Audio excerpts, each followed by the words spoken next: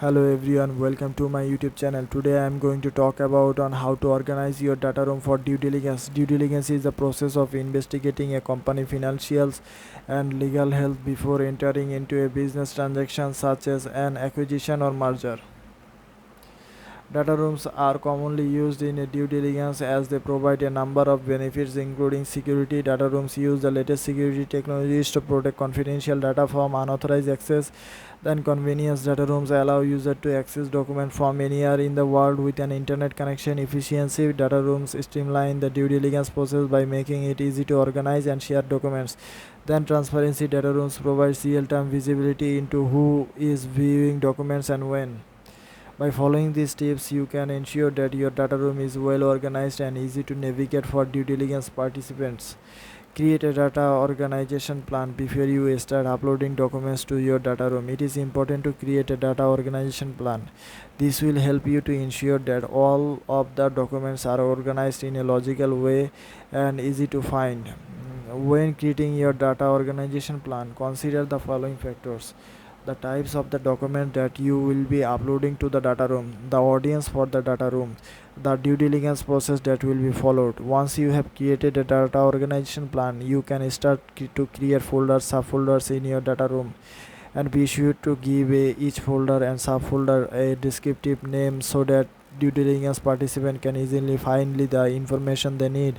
Then upload the documents to the data room. Once you have created your folder structure, you can start uploading documents to the data room. Be sure to upload all documents that are relevant to due diligence process, including financial statement, tax returns, legal documents, contractors, and other important information.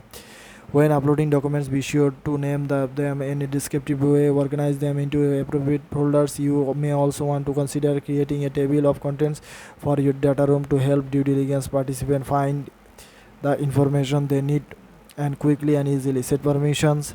Once you have uploaded all of the necessary documents to your data room, you need to set permission. This will determine who has access to your data room and what level of access they have.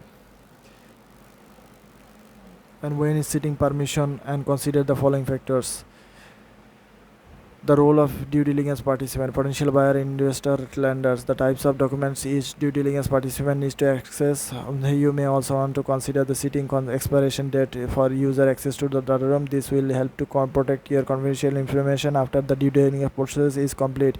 Monitor user activity. Once you set permission, it is important to monitor user activity in the data room. This will help to identify suspicious activity, ensure that your confidential information is secure. Most data room providers offer the ability to track user activity, including who is viewing documents and when you can use this information to identify any users or who is accessing the document and that they should not be accessing, or who are spending an unusual amount of time in the data room. Communicating with the due diligence participants, it is important to communicate with due diligence participants throughout the due diligence process. This will help to ensure that they have access to all the of the information they need and they are able to complete the due diligence process efficiently. Conclusion: when updating the data room, be sure to notify the due diligence participants of any changes that have been made. You may also want to create a change log to track all of the changes that have been made to the data room. By following these tips, you can organize your data room effectively and ensure a smooth and efficient due diligence process. That's all everyone. I hope you will understand this video. Thank you for watching this video. Please subscribe my YouTube channel.